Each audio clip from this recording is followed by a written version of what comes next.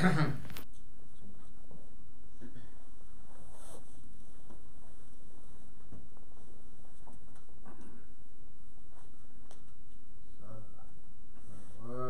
of the Buddha, episode 2.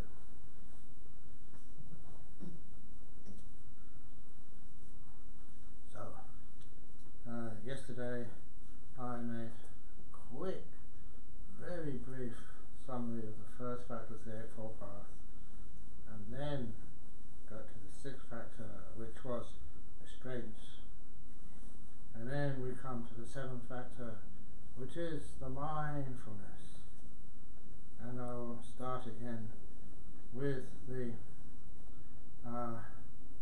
introduction, the basic lesson from the four focuses of mindfulness. The four focuses of mindfulness lead in one direction only, to the purification of beings, to going beyond sadness and crime, to spirits of physical and mental suffering, to the attainment of the true way for realization of Nibbana. What are the four? Pause. You may have noticed that some translators, and really they have no authority from the Pali to say this, so it is the only way. The word is ekayana. It's not ekayana. You may think that's just being picky, but those are two different words. Eka, one, yana, like Mahayana or Hinayana, path, vehicle. Yes, yana means that, but it's not Ekayana, it's Ekayana. And that means a one going, a path leading in one direction only. It's not the only path. The only path is reserved for the Eightfold Path. That is again and again and again said by the Buddha to be the only path to attain Nibbana. Ezo wa margo nati anyo dasanasa visuddhya. That's verse 372 of the Dhammapada. And I said that in Pali and I quoted it just to impress you. I know what I'm talking about. Because I mean, that's, if anyone was going to construct in Pali, this is the only path. That would be the way they say it. Ezo wa margo. This the only path. Nati anya. There is no other for the purity of insight. And that refers to the Eightfold Path. So anyway, the mindfulness is important. It's not as if all you need to do is mindfulness and nothing else, and that will somehow lead you to Nibbana.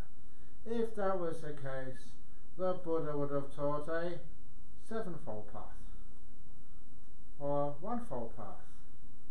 So the Buddha was very nice, very kind, keep it simple. So you need all of these 8 factors of the path. And so first of all, it leads in one direction only. And the other justification for that, 2 suttas after the Satipatthana Sutta in the Majjhima Nikaya, there we have the word used again, ekayana, a path. And the Buddha was talking about the how he can predict the karmic consequences of people or acts. That it's like going into a forest. It's a path which has no left turn, no right turn, no U-turns allowed. It's going in one direction, it has to lead there. There's no way that it can not lead there. And that gives you a pictorial image of what this ekayana means. But what is that path of the 4 focuses of mindfulness? And you may have noticed I call it 4 focuses of mindfulness rather than the 4 foundations of mindfulness, because it is where the mindfulness is directed. The places where you'll find the liberation, and in particular, because if those places are focused on things like the body, it's amazing how people still believe the body is, it's their permanent essence. Experience, the second factor of the 4 Satipatthanas. And instead of calling it feeling or emotions, call it exactly what it really should be called, experience. Because, experience comes in 3 flavours, but we're talking about the experience, not the flavours of pleasant, unpleasant and neutral. And even the word Vedana, Vedati, it means you just experience things. So again, slightly different nuances in the translations have a lot of influence on how you practice these things. Aware of experience, aware of the mind, the chitta, and aware of these truths. And the main thing of the 4th Satipatthana is the 2 parts, the 5 hindrances and the 7 enlightenment factors. So you're aware of those because those are what obstruct you from becoming enlightened, or which propel you, which you should develop to become enlightened. We'll go to that in a few moments. But all of these, having restrained the 5 hindrances, always comes first. Vinaye loke abhijado manasang. Restrain the 5 hindrances. You haven't abandoned them, but you've really weakened them. You abide aware of the body, aware of experience, aware of the mind, aware of mind objects. Energized, knowing the purpose of what you're doing, and mindful. So, mindfulness of the body, first of all. And the first part of mindfulness of the body is the mindfulness of breathing. Anapanasati. You go to a quiet, secluded place, such as Kairos Centre, the hall. You sit down comfortably. You turn off your mobile phones, even in this area, please. If you want to use your mobile phones, message sometimes, some people, please do it in your rooms. And give priority to establishing mindfulness. This is a word called parimukkham, which sometimes say in front of you. Establish mindfulness in front of you. Some people translate that up. In front of who? There's no one supposed to be here. And anyway, where do I live? In front of my nose. Is that where I am? In front of my nose. So in front of me, I'm behind my nose, and I establish mindfulness here. It never means that. Parimukkham is very similar to the English word priority. Putting it first. Putting ahead of everything else. Putting it in front. So, number 1 on the thing to do is establish mindfulness. That is one of the reasons why when I teach meditation, I teach a lot about getting your body nice and comfortable. And in so doing, you are establishing mindfulness of your body as you go through it, being aware, relaxing it, feeling the delight of a relaxed body. It is a way of developing mindfulness on something which is really important, because you're going to be sitting for half an hour, whatever. Sometimes when you teach meditation to people with cancer, of course it's much easier for them in the sense that this is important, this is life and death. So they don't mess around, they establish mindfulness, feel their body first of all. But at the end of that body meditation, at least you're not wandering around all over the place. You're not planning, thinking, fantasizing. You are aware, establishing mindfulness as the first priority. And then you get into the inner world, present moment awareness. You're not really mindful if you're thinking of the future, because you're not aware of what's happening right now as you're thinking of what you're going to do tomorrow. You're not really aware of what's happening now if you're always thinking about the past. You're like those absent-minded professors who are just about to do a breakthrough in quantum physics, and they keep stepping in the dog poo on the path because they're washing their head and they're not really in real life. Ajahn would always tell the Western monks that we had stupid feet. Stupid feet? I thought feet didn't have a brain or anything, but what he meant was because we walk many places without any shoes on, and we keep on treading on rocks or little stubs of trees, and we keep on cutting our feet. Our feet were usually covered with band-aids in those early years, and because as we were walking through the forest we were thinking on the meaning of nirvana and cessation rather than looking at our feet where we were going. We were in our head, not in our feet. It's the feet which suffered as a result. So you have mindfulness in this moment. What's important is what's right in front of you. And then the silence. Because I mentioned that already, the first talk, seeing the sunset. Oh, what a beautiful sunset that is. As soon as you say something, you're not watching the sunset, you're watching the description, the commentary of it. For that, feeling it before the thoughts distort the experience and describe it as you think it is rather than as it actually is. The silence is far closer to the truth. So once you are in this present moment and silent, you're pretty close to being really mindful. Then, once you have established mindfulness as a priority, then mindfully you breathe in, mindfully you breathe out. And I have to thank that my first, the first abbot of Bodhinyana Monastery in Perth, that was Ajahn, still a very good friend. And he, of course he's a good friend, but he disrobed. But I remember him telling me, give me some really good advice, saying, Ajahn Brahm, you're a really inspiring teacher when you teach meditation about the nimittas and the jhanas, but most people are more interested in how just to get mindful of the breath for a few minutes. So can you please balance your teaching and focus it more on the early stages of meditation? And that was wonderful, kind advice from him.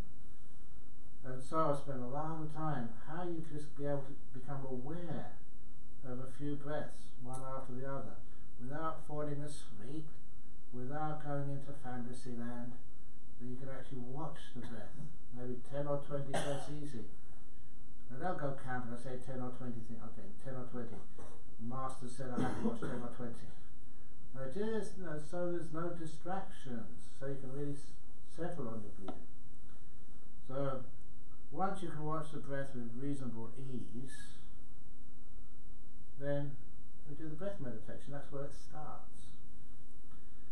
So you don't start as soon as you sit down. Sit down, wash your legs, okay, watch your breath. In, out, in, out. Or in, out, in, out. What am I having for dinner tonight? Actually, we're not having dinner tonight. Maybe I can sneak out and get something at the subway as I've talked about it. So straight away you've lost your breath. So because it's not your fault, don't go into blame when you realise there's no one there, it's all conditioning. So instead of going into blame, we just realise that we haven't really done the preparation. One of the big problems for our Western Buddhists, we rush. And we just can't do this ordinary stuff. I want to get my nimittas. Quick! So just take your time. So you can actually be mindful, be aware, and then you can watch the breath with pretty much ease. Just comes in, comes out, it's always there. So you understand how to be with your breath. And one of the things that's not said here, but it was from earlier, when they write motivations, you're kind, you're gentle, you're letting go of other things. Let go of everything else and just allow the breath to stay with you for a while. That's a really good friend. So when the in-breath and out-breath are long, you're aware they are long. When the in-breath and out-breath are short, you're aware they are short.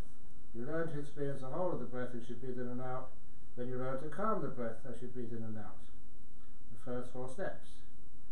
Now, you may have noticed that that's slightly different from the usual way the breath meditation is presented, in that it is not so much repetition. Because the original says, when breathing in a short in-breath, you are aware that you are breathing in a short in-breath. When breathing out a short out-breath, you're aware that you are breathing out a short out-breath. When you're breathing in a long in-breath, you're aware you're breathing in a long in-breath. When you're breathing out a long out-breath, you are aware that you're breathing out a long out-breath. And even when I say that, I sometimes stuff it up and get it all wrong.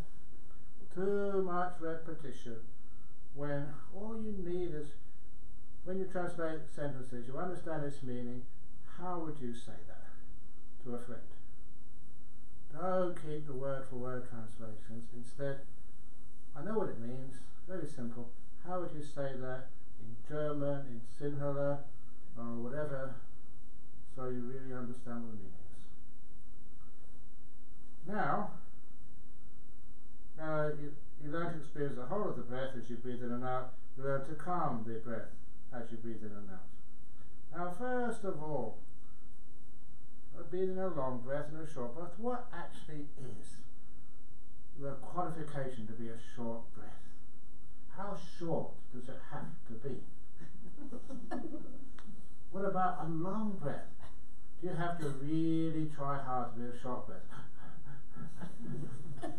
Or really try hard to manage a long breath? Is that long enough, teacher? And it confused me because sometimes my breath was not long, was not short, was sort of in the middle somewhere. So what is the purpose of that? All it means, it gives you something of interest to add to the breath. How long is it? How short is it? You don't have to do one and then the other. You just know your breath, natural breath, sitting here. Is it sort of longish or shortish or somewhere in the middle?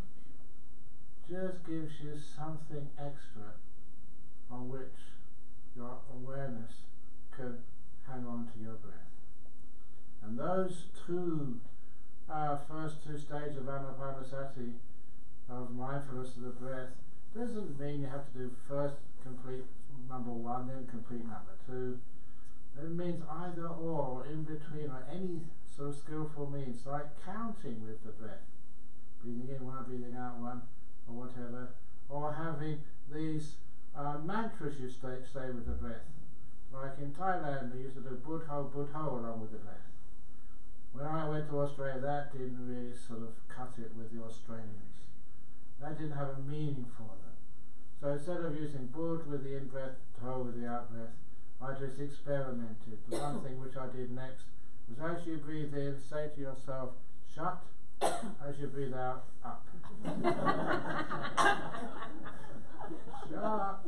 But that's when we start. People started laughing rather than becoming still. So I tried something else.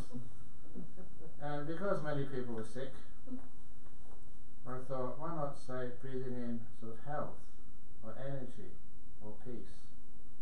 And breathe out, let go. So that became the one which I've used most of the time. Breathing in, peace, and breathe out, let go. But not just words.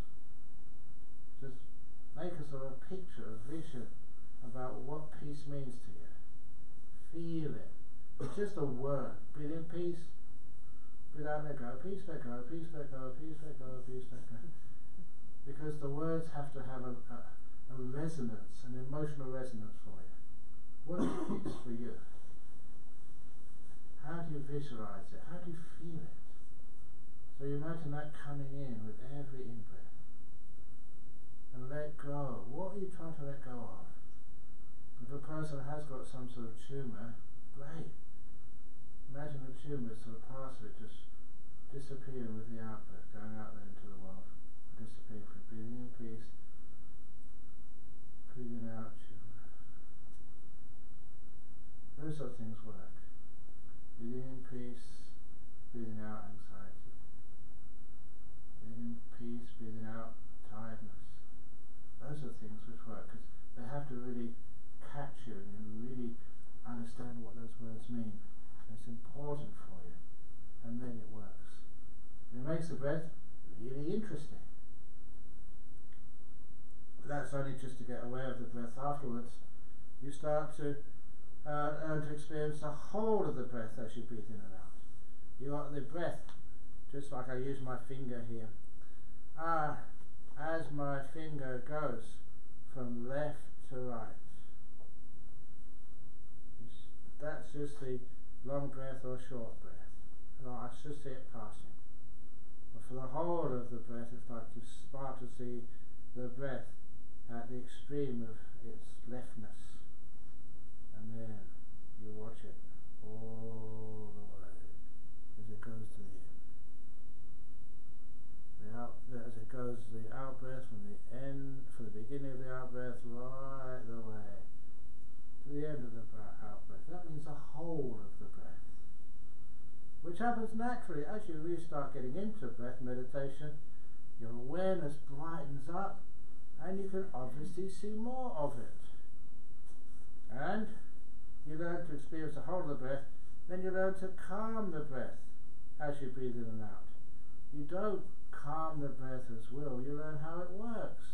Because you're not doing very much, because you don't need so much oxygen, it means the breath gets very slow and calm and smooth naturally. You just calm, patient, and the breath starts to slow down. In the same way, when you have a car and you park your car, you haven't turned the engine off yet, obviously the amount of fuel which your car consumes gets less and less and less and less. It's stationary. And the simile, just as a skilled painter is aware whether they're making a long brush stroke or a short brush stroke, so too when the in-breath is long, you are aware that it is long. And of course that is changing the simile but keeping the meaning. The original simile you may have heard was just as a lathe turner knows when he's doing a long cut or a short cut. Now that is where you had the old lathe, and remember building one of those lathes in Thailand 45 years ago, so that simile in its original means something to me. But these days lathes are electric, spinning around, and you don't really get the meaning of that simile. But when you change it into another simile like brush strokes, you know if you're doing a short brush stroke or a long brush stroke, that gives a much better simile meaning of what the Buddha meant. And in this way you're aware of your own body, other people's body, the same nature of yours, you're aware of the nature of both your own and others' body. In particular, just bodies, that's all, nothing special. And later on I will talk about the arising and passing away of a body, which doesn't just mean it coming and going, it means why it comes, why it goes. See if I can get this. Now where was that gone? Where we have the four nutriments.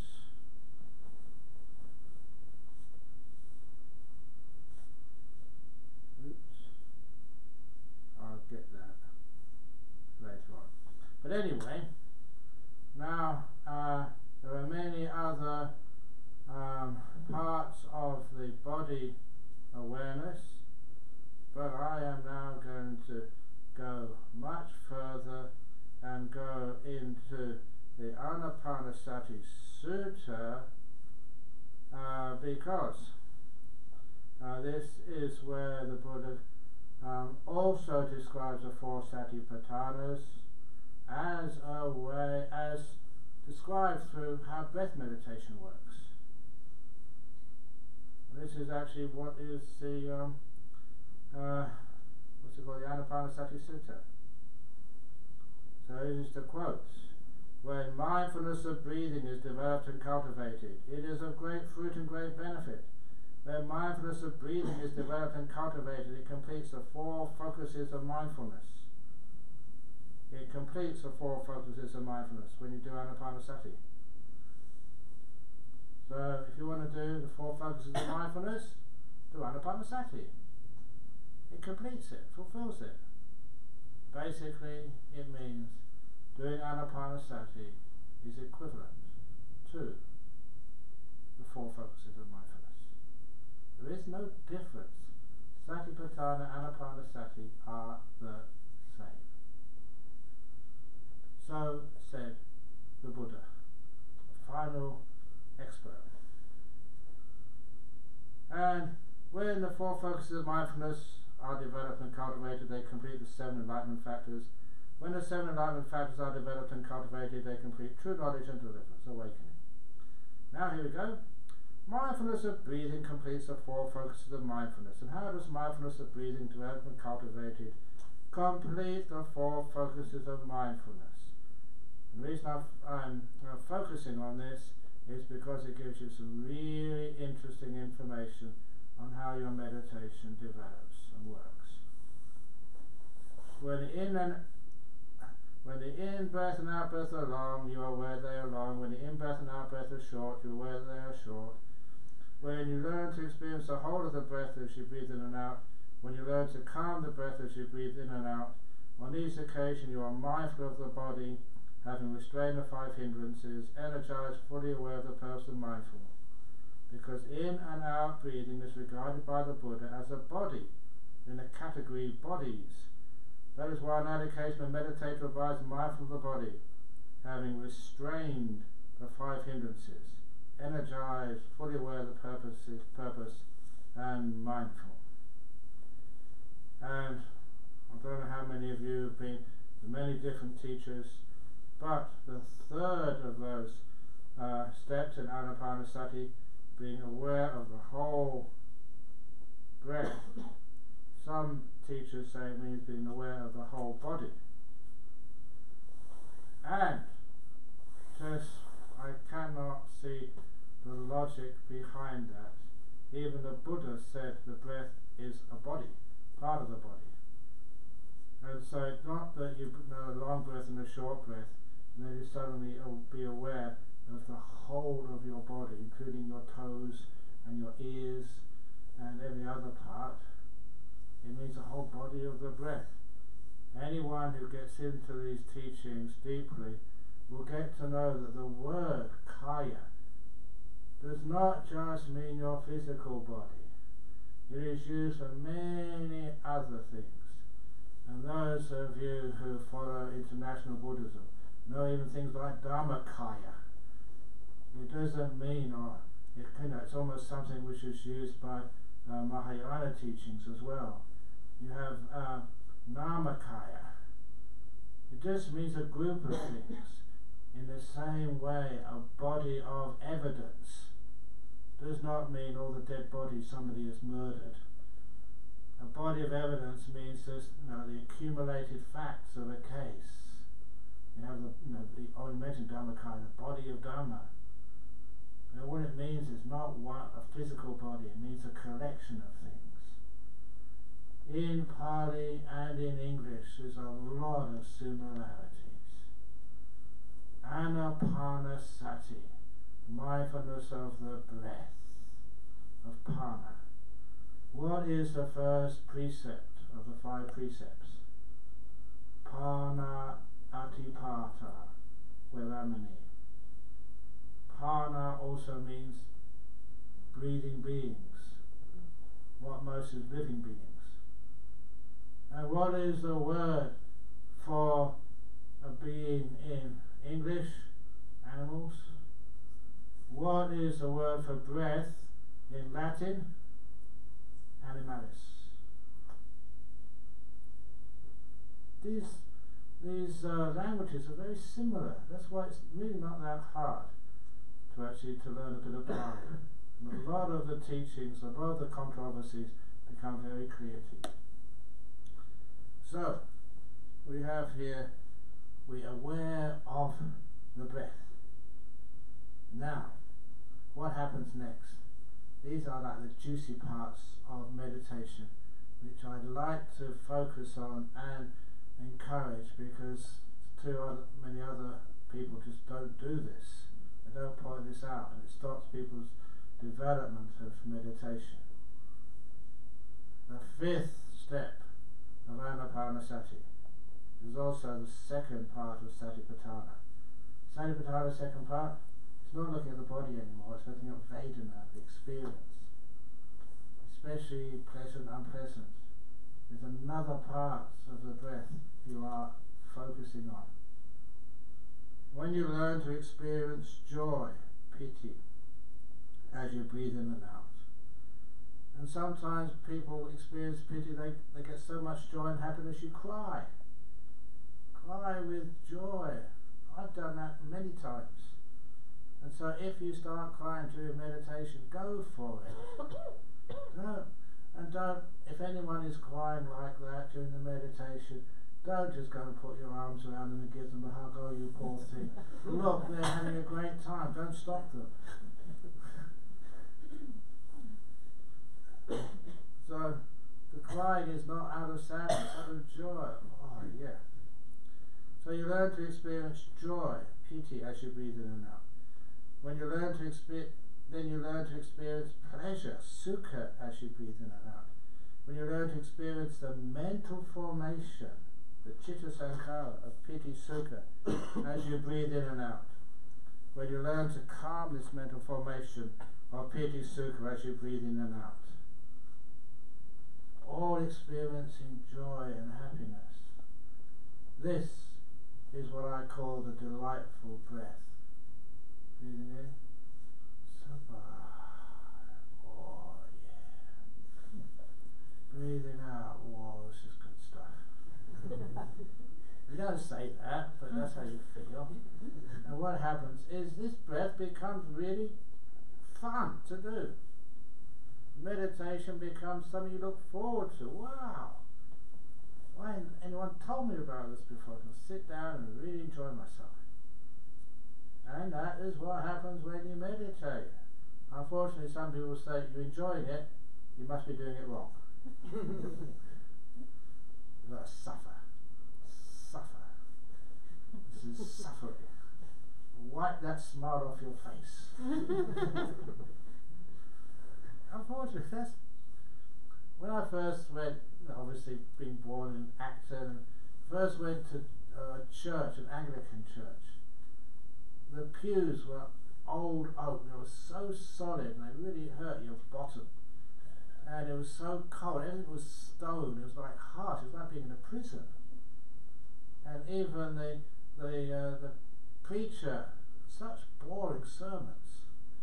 Never really related to you, and they never, what I learned as giving talks, you don't just say Monoto, the Buddha taught four noble truths, the first noble truth is suffering.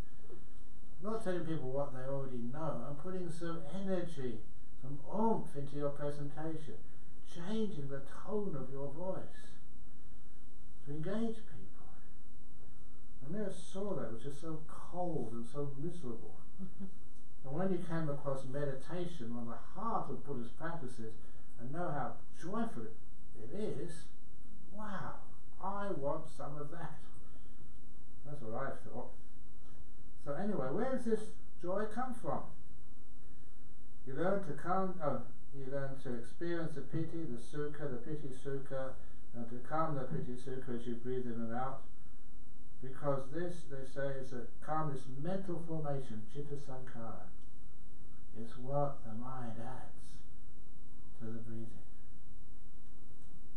The power mindfulness. The breath is just a breath. But when your mind really wakes up and gets some power, some positive energy, wow, everything looks really gorgeous and beautiful. Everything. You know what's coming next, don't you, Venerable? My gross simile. And the reason I say this is just, number one, it was real, it happened. And number two, it's just how you can look at something like the breath and just, it's so joyful, so wonderful, so gorgeous. And that was at the retreat I was giving in Australia. And just like everybody else, I like to take the opportunities to meditate with you or meditate in my room. I love my meditation. And so, okay, I'm attached to it. I don't mind saying that. It's much better than being attached to other things. Anyway, so I'll say what happens when you're attached to meditation later on. Actually, I might as well say it now. It's, the Buddha said in the, yes, right, in the Pasarika Sutta. Yep. And there he said that anyone who gets attached to the pleasures of meditation can only expect 4 consequences. This is what happens if you get attached to joy and meditation. Be warned. You will either become a stream winner, a once returner, a non-returner, or fully enlightened. The 4 consequences. It's not bad, is it? I'll sign up for that. Brilliant teaching of the Buddha. Sometimes it's as if he almost knew sort of how people would try and think that, oh no, you've got to suffer to get enlightened. And then he was saying, if you enjoy those pleasures of the meditations, you're on the path, you're going to get somewhere. Anyway, so the story in, I went to the toilet. I have to go to the toilet. Just because, you know, you get deep meditation doesn't mean you have to evacuate your system every now and again. So there I was, doing a number 2. And after doing the number 2, I looked into the toilet bowl. Wow. Never in my life, I get into this because it's funny, but it's accurate. I never ever in my life seen such a beautiful piece of feces just floating there in the bowl. Now look, check this out next time that you do a number 2. It's not just one shade of brown. There's darker browns, lighter browns, and just, if anyone is trained in art school, it's the interaction of the different colours which creates the sense of beauty. It was like this had been painted, you know, by someone who really knew just know how the interaction of colours creates a sense of beauty. And then, of course, there was the shape. A number of balls all stuck together, and it was like it was done by Michelangelo. You could actually see just how shapes and forms interact. And then we come to the aroma. Now we have all these other stupid aromas like lavender, and rose and jasmine, and they're just, this is earthy. This is like real, not so fake or this is just life in itself. Just, you know, fertilizer. And you could really get into that. The aroma was just not fake at all. And so I was there looking at this most beautiful thing which has ever come out of my backside. I realised getting into it. I thought, wow, that's amazing. And I kept on looking at it and sniffing it.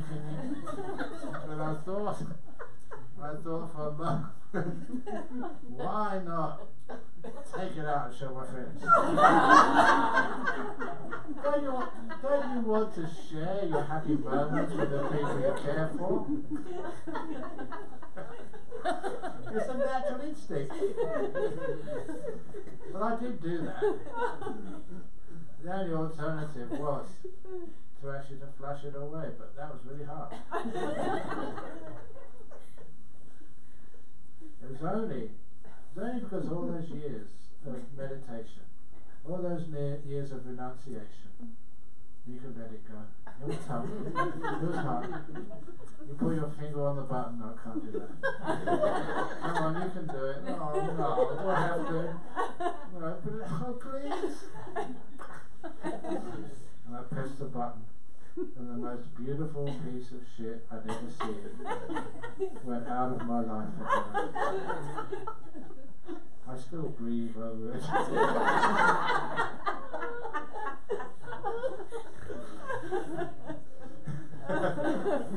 That's the other thing. In the afternoon when it's hot, I always tell funny stories. Cause everything else which I've taught this afternoon, that's the one you remember. But it's not just for the funny stories. There's something really profound in that. If you can see beauty and delight in what is usually very offensive, imagine what you can do with your enemy, with your ex, with your boss from hell, with Boris Johnson. I should keep saying this, I don't know. If you can start seeing beauty in that, then you know how you can create compassion anywhere. You're with prisoners. But more importantly, in meditation, this breath, which is pretty neutral, the Chitta Sankara, the way you look at it, becomes so gorgeous. See the breath coming in, and the breath going out. And of course, you don't need any effort to watch the breath. You're having a beautiful time. And that means your mind is starting to charge up. Power mindfulness. The hindrances are being really weakened now. You don't want anything because what you have is just too enjoyable. You don't want anything else, no aversion, because your mind is content and it's satisfied. Sloth and torpor, you're really energized now. Restlessness, you can't take your eyes off it. And doubt, you understand that this is going on the path to freedom. The breath becomes delightful. Those are the 5th, 6th, 7th and 8th steps of Anapanasati. Fulfills the second part of the Satipatthana. You're getting insight into the nature of beauty. Beauty is not in the eyes of the beholder. It's not in the thing that you're watching. It's how the mind looks at things. The more powerful your mind is, the more beauty you see in the world. So, the Satipatthana, Anapana through Satipatthana Sutra, on those occasions you are mindful of experience, having restrained the 5 hindrances, energized, fully aware of the purpose of mindful. For being mindful of the pleasure associated with this stage of breath meditation is being mindful of experience. Wait a minute. That is why on that occasion a meditator abides mindful of experience, having restrained the 5 hindrances, energized, fully aware of the purpose of mindful. As a third Satipatthana. The third Satipatthana. When you learn to experience the citta, this is the 9th step of Anapanasati, experiencing the mind. The citta, I mentioned earlier today, the emperor or empress or the boss, the one in charge of you. 5 senses have started to disappear now. The breath became the stepping stone. The breath becomes so delightful, the joy becomes so great that the breath becomes almost drenched and submerged in the joy. So as the joy becomes what you are aware of. When you learn to experience the citta as you breathe in and out, when you learn to brighten the citta as you breathe in and out, bring joy to the citta, when you learn to settle the citta as you breathe in and out, when you learn to enter jhana, liberate the citta as you breathe in and out, on those occasions you are mindful of the citta, having restrained the 5 hindrances, energized, fully aware of the purpose and mindful. How do you experience the citta at this stage? that citta you experience really a lot of joy and happiness. That becomes the focus of your awareness, happens naturally, you can't avoid it. And very often you experience that as a beautiful light in the mind. That is the most common. It's called nimitta. That's how the Buddha described it. Nimitta. And those nimittas can be all sorts of shapes and sizes, complicated ones, firework nimittas, what else are the nimittas? Ping pong nimittas, all sorts of nimittas, even weird nimittas.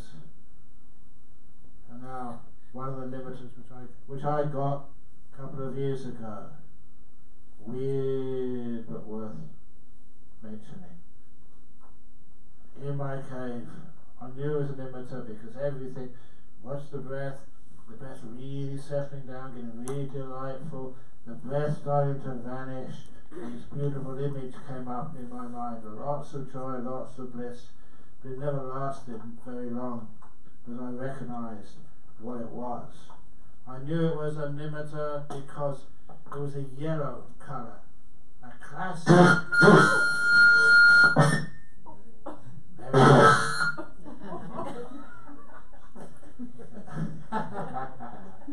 What a beautiful screech that was. When the mind is really empowered, even screechy sounds are really gorgeous. Can we do that again? Okay. Can you hear in the back? Okay? Okay. So I knew it was a nimitta because one of the features of a nimitta is when they come up, obviously lots of joy, lots of happiness, really blissing out, and five senses are disappearing, going further and further away. And one of the other classic signs, whatever colour you see, is more intense than you can see in real life. If it's a blue like you can never see in this real world. It's more blue than blue. This one was a yellow, a deeper yellow, clear, intense, not fluorescent, but almost pure, intense yellow. Never seen a yellow like that. Can't paint yellows like that. Nothing in the world was like that because it's a pure mental image. But I realised the shape of that yellow nimitta. It was in shape which I could record. I could see it very clearly. It wasn't a Buddha. It wasn't sort of a deva. It was of Garfield the cat. I've been reading too many cartoons. I'm the only monk I ever know who's got the Garfield nimitta. I burst out laughing when I was at the end of that meditation. So do I make big mistakes sometimes. But real nimittas, they're very pure. And after a while, when you first get nimittas, sometimes they are not so pure. They are like a cloth, which is sometimes dirty and stained. What that means is your mind is not that pure. You know, you've been messing around before or after the nimittas or before the meditation. That was why my mind was pure, but you know, looking at funny Garfield cartoons in the newspapers, that afterwards, you know, that was in your head. And so that was the impurity. The nimitta turned out to be a figure of Garfield. But the cat. But anyway, if you see these nimittas and they're a little bit faulty, it means there's some mistake in the purity of your mind, in your precepts, in your kindness. You've been a bit, haven't said nice words to people. Those things almost have an effect on your mind. They call them defilements, and actually they look like defilements, like stains and smudges on your mind. That's how the mind sees something. So this is where, it's the first time you realise why virtue, precepts, simplicity, generosity, kindness, looking after one another, that selflessness, that is important at this stage of the meditation. If you're really kind, generous, selfless, and never say a bad word to anybody, that type of mind, you see the advantage and result of that when your nimittas are just so pure. But, as I said earlier, I know the loopholes. If you see a nimitta and it's a bit dirty and smudgy and like a dirty oily rag, don't worry, I can get you through this. What you do, you look for the most beautiful part, the cleanest part of that dirty rag. It's never always all dirty. There's some part which is always more clean than the rest. And you zoom in on that. Zoom in on that. And so the dirty parts fall off the edge. And then you zoom in on the most beautiful part of that most beautiful part you've seen. You keep zooming in on the beautiful parts until you zoom in, and all you've got is the beautiful part, the pure part. And then you've got this very pure light. You have to have a positive mind that way to do that. People usually have a negative mind. We always focus on the dirty parts. We always focus on the 2 bad bricks in the wall. We always focus on the dishes in your kitchen which still need to be washed. As for me, I teach, before you do the washing up in your home, have a look at how many dishes are clean, how many dishes are dirty, and if the number of clean utensils are in the majority, quit while you're ahead. That's called positive thinking. Instead of being a compulsive cleanliness freak. Some people are like that. So anyway, maybe it's a male thing, I don't know, but sometimes it's... Anyway, you learn how to. If you want another. Oh, yeah, okay, go on. Here we go. Not working. And the switch is wrong. What have you done with? What have you done with that? Okay. So, hold it. So, where was we? Oh yeah, the nimittas. So look for the most beautiful part of it. I keep having that positive idea, going into the most beautiful part of it. That is called, in the Anapanasati Sutta, that you learn to brighten the nimitta. It's sampasadana chitta. It also means like bringing confidence and joy to the nimitta. But I like translating that as a more practical way. Brighten, it becomes more bright, more pure. So that's what I've just been talking about. Learn to settle the nimitta, samadhan chitta, to make it still. Because that nimitta, sometimes it moves all over the place. Very common. When you first see the light in the mind, sometimes it's like over here somewhere in the corner. You're looking for it and you chase it away. So you just got to wait. It's like this little nimitta is checking you out. Are you ready for me yet? I like to sort of, what's it called, anthropomorphize things. Imagine them as beings. They're checking you out. Are you still enough yet for me? So you just wait. Nimitta, you can stay in the corner if you want. When you're ready, I'm ready for you. And then it will come and center itself in front of you. Sometimes our nimittas are really strong. If they're really, really strong, sometimes you just can't handle them. They're too bright. So bright, you think you're going to go blind. It's not the reason I wear glasses and I've seen too many nimittas. That's not the reason. You don't go blind. You're not seeing these with your physical eyes. You're seeing these with your mind. These are mental objects. So, they can be as bright as they want to be. Brighter than the sun. Brilliant, powerful. Don't be afraid. The reason I tell these things is because it's so common that when people experience nimittas for the first time, they haven't been told what they are or how to deal with them. They think they're going crazy. They think they're going to go mad, beautiful, blind, whatever. They're such fearful beings. you don't go blind. And the other thing which happens sometimes is so intense, so much ecstasy and bliss. Sometimes it came up for me once, only once, that you think no human being can take so much pleasure. You're going to explode and die. The limits of pleasure have been exceeded. Bang!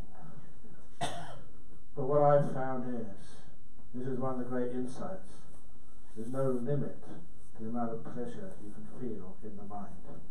It's all perfectly safe. Are you interested? Of course you are. Because pleasure is very attractive. Especially when this is pleasure which the Buddha says will lead you to stream winning, once returning, non-returning, or full enlightenment. Pretty good deal. So, and then when you learn to enter the jhana, liberate the citta.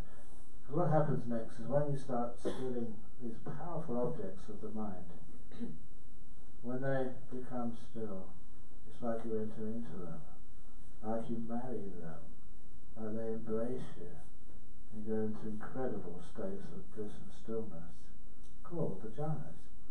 They are so intense and blissful that one of the signs it must be a jhana was that 5 senses, they can't affect you at all. You can't hear sound. That has been turned off. You can't see sights. You can't even feel the body. One of my friends just mentioned this in the book Mindfulness, Bliss and Beyond. He was meditating. He flew to jhana. Sometimes people do that, really let go. And his wife went to see him in the bedroom because he was in there for too long, and he couldn't see him breathing. So what did she do? She called, in Australia it's 000, ambulance. It was a Sunday afternoon. The ambulance came as fast as it could. The ambulance men rushed in. They took his pulse. No sign of any pulse. He wasn't breathing. Straight in the ambulance. Rushed to the teaching hospital. It was Sir Charles Gardner Hospital in Perth. Straight into the emergency room. Put on the ECG, EEG. Both were flat lines. He flatlined. No sign of any heartbeat. No sign of any brain activity. He was dead. Or was he? We've now come to 5 o'clock, so I'll continue this.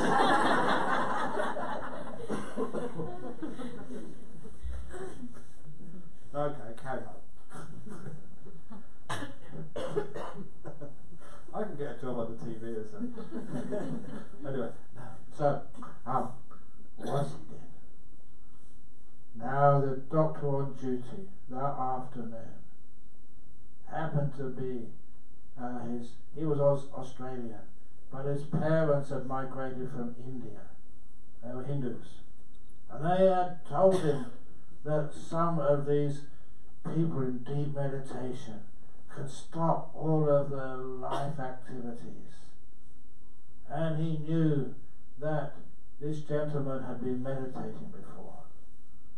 And also the third thing which was unusual, and this was actually said in the sutras. The third thing was unusual, that his body was warm. It never went cold like a dead person should be. It was warm. And that's the thing in the Chula Sutta, the difference between someone who's dead and someone who's deep meditation. They're warm. So if ever you go to the Oxford Vihara where Chanda lives, and you find her sitting there perfectly still, don't send her to the crematorium yet.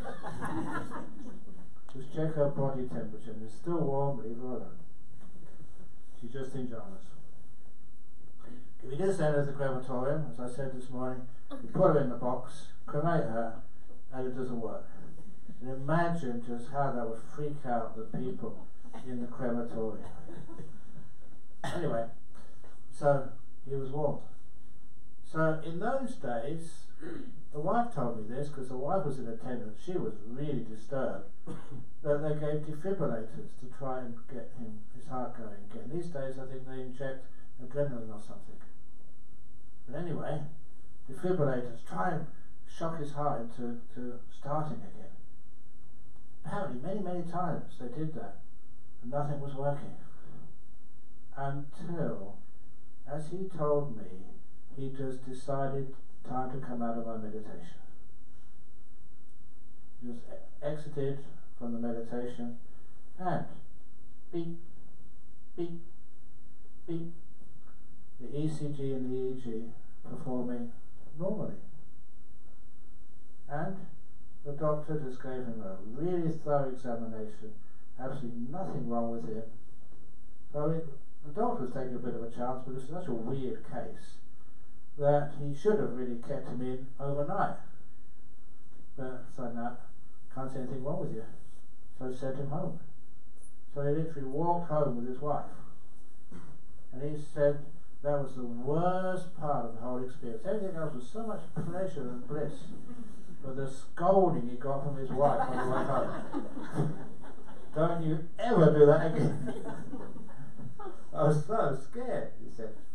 But that has lots of interesting parts to that real story. One was that even having electric shocks on you, you just can't feel them. You can't hear the sound of their silence. You can't feel anything, but you're perfectly aware. You're not unconscious. All that consciousness is in that sixth sense of mind, and it's temporarily dislocated from the five senses. But you can't be hurt at all. Isn't that cool? Or is that scary?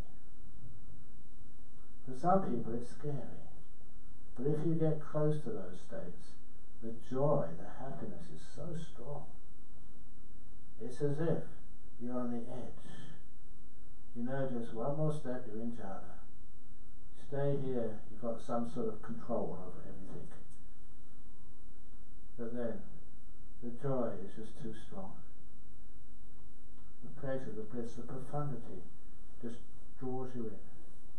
This path was not joyful. I don't think anyone would have the courage to get into jhana, to let go so much.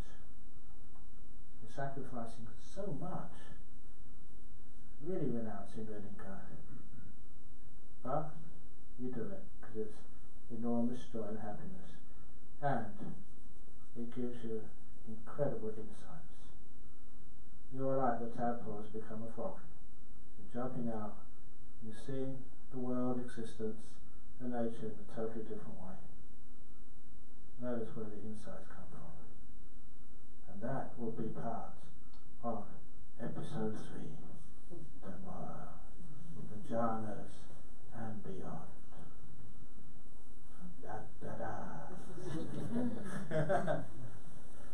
Okay.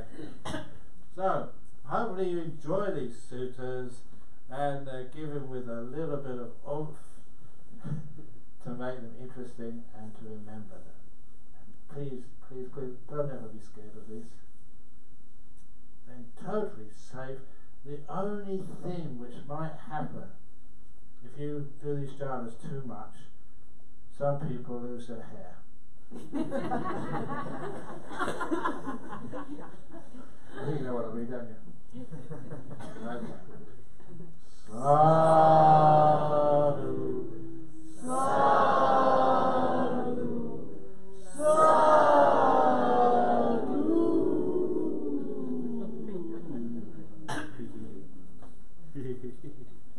Okay, hope you enjoyed that. Very good. So now what we do now, we've got 25 minutes more meditation. Oh, no, 6 o'clock tea. 6 hours, another hour meditation.